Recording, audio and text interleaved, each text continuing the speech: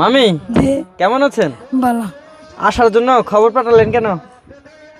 আপনার মামুর দাঁত উঠছে। জি আপনার মামুর দাঁত উঠছে। আমার মামুর দাঁত উঠছে।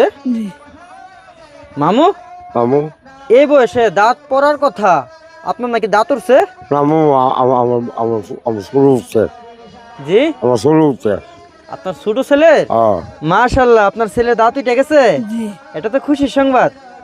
মামু অনেক মিষ্টি আর পান সুপারি এনে দেন। মিষ্টি আর পান সুপারি।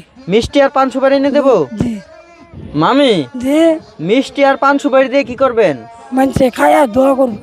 মানুষে খাইয়া দোয়া করবো, জি এই কারণে খাওয়াতে হয়। জি মামি আপনারা হলেন গরিব মানুষ, আপনাদের তো তেমন অর্থ সম্পদ নেই।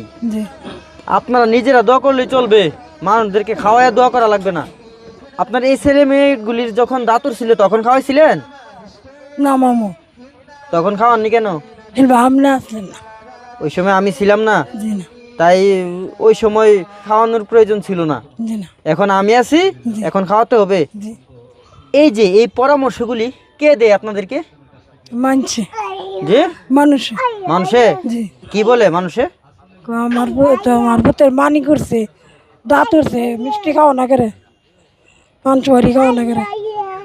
মানুষে বলে যে আপনার ছেলে দাঁত উঠছে, মিষ্টি খাওয়াইতেন, পান সুপারি খাওয়াইতেন। জি আচ্ছা, এগুলি খাওয়াইলে কি হয়? এটা সব আছে, দোয়া করবো খায়া।